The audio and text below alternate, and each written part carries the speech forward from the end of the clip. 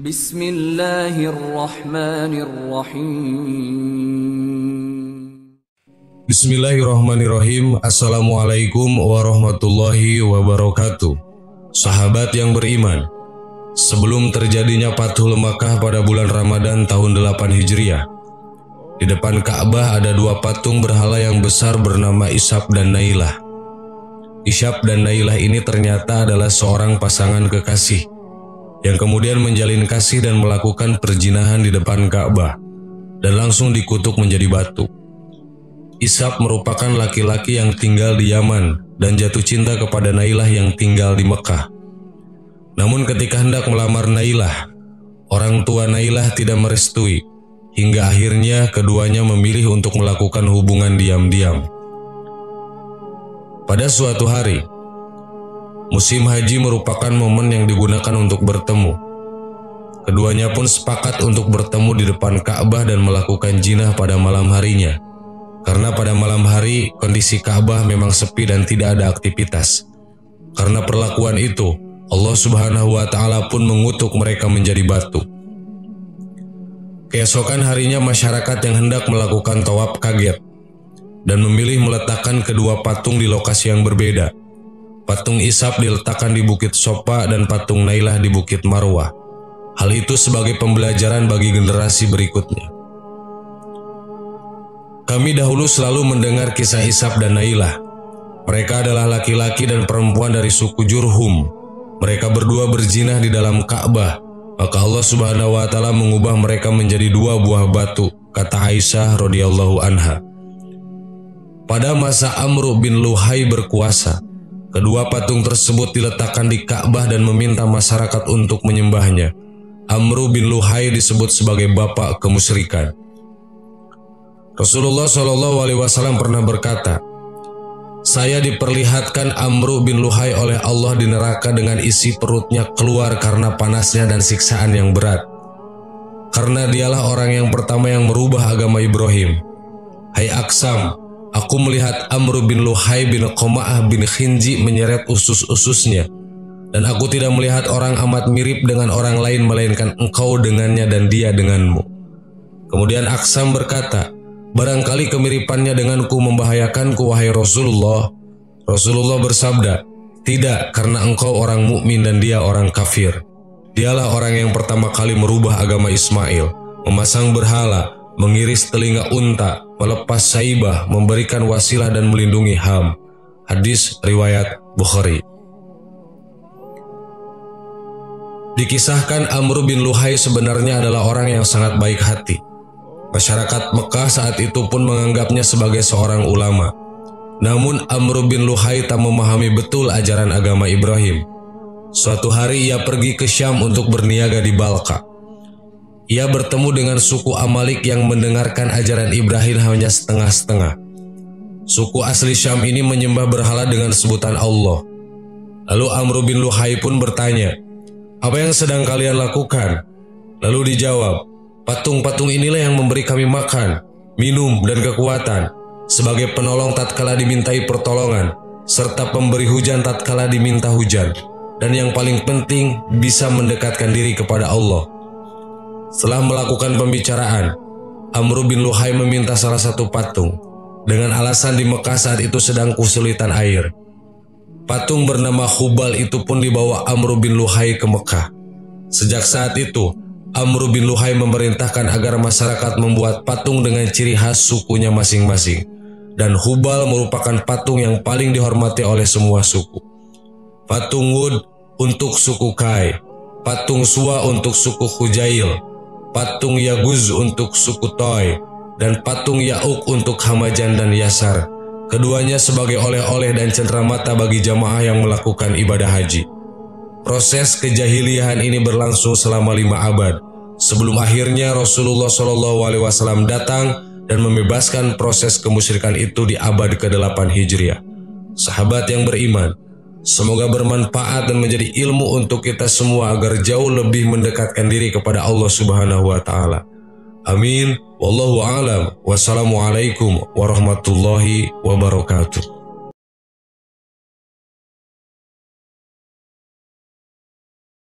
Bismillahirrahmanirrahim. Assalamualaikum warahmatullahi wabarakatuh.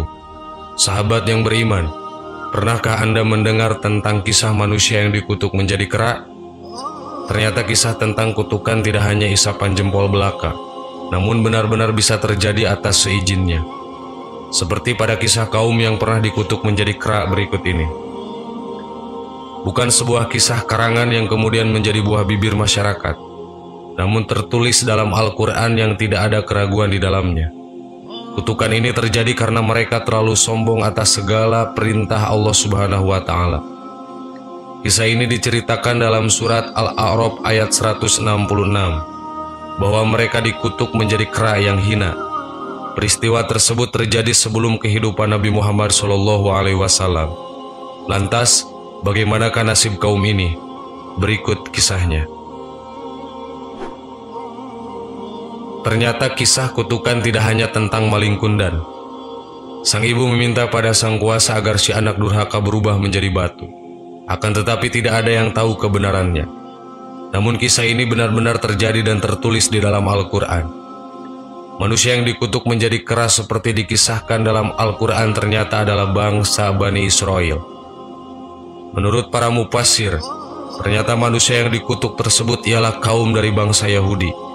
Mereka hidup pada masa jauh sebelum lahirnya Nabi Muhammad SAW. Meskipun demikian, namun tidak semua dari kaum tersebut yang dikutuk menjadi kera. Mereka yang dikutuk tersebut karena memiliki sifat sombong atas segala perintah yang diberikan oleh Allah Subhanahu wa Ta'ala, dan juga mereka yang melanggar perjanjian. Allah Subhanahu wa Ta'ala berfirman, "Maka tatkala mereka bersikap sombong terhadap apa yang dilarang mereka mengerjakannya, kami katakan kepadanya, jadilah kamu kera yang hina." Quran Surat Al-A'raf ayat 166. Dan sesungguhnya telah kamu ketahui orang-orang yang melanggar di antaramu pada hari Sabtu, lalu kami berfirman kepada mereka, jadilah kamu kera yang hina. Quran Surat Al-Baqarah ayat 65.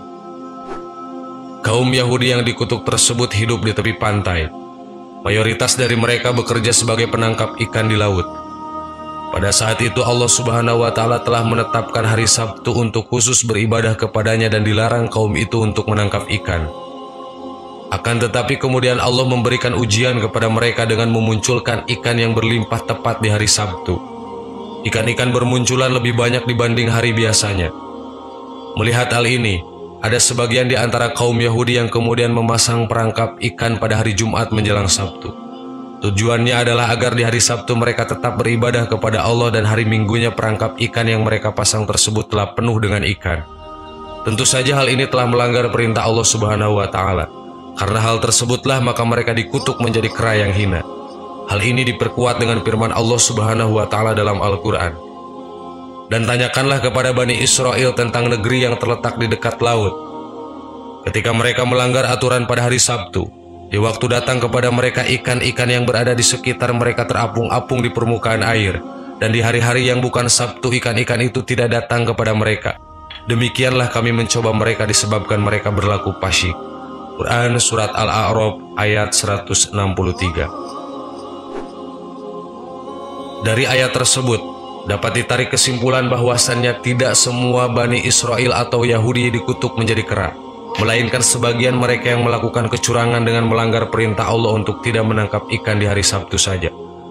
Akan tetapi hampir semua Bani Israel mengetahui mengenai perkara tersebut, sehingga ayat ini meminta kepada Nabi Muhammad SAW untuk menanyakan kisah kutukan jadi kera kepada Bani Israel. Pada ayat berikutnya diterangkan bahwa sebagian di antara mereka masih ada yang taat kepada perintah Allah untuk tidak menangkap ikan di hari Sabtu. Untuk mereka yang tidak dikutuk menjadi kera akhirnya mendapatkan peringatan dari Allah Subhanahu wa Ta'ala. Allah Subhanahu wa Ta'ala berfirman, "Maka tatkala mereka melupakan apa yang diperintahkan kepada mereka, kami selamatkan orang-orang yang melarang dari perbuatan jahat dan kami timpakan kepada orang-orang yang zalim siksaan yang keras, disebabkan mereka selalu berbuat fasik." Quran Surat Al-A'raf ayat 165. Ulama tafsir berbeda pendapat terkait di mana keberadaan kera tersebut kini. Ada yang mengatakan jika setelah diubah menjadi kera, mereka kemudian diubah kembali menjadi manusia. Namun sebagian pendapat mengatakan jika kera tersebut mati dan punah, namun yang pasti mereka tidak berketurunan. Sahabat yang beriman, demikianlah informasi mengenai kisah dari manusia yang dikutuk oleh Allah Subhanahu wa taala menjadi kera yang hina, seperti yang dikisahkan dalam Al-Qur'an. Ternyata mereka adalah sebagian kaum Yahudi yang telah melanggar perintah Allah. Semoga kisah ini menjadi pengajaran bagi kita agar senantiasa berhati-hati dalam bertindak dan bertingkah laku. Amin. Wallahu a'lam. Wassalamualaikum warahmatullahi wabarakatuh.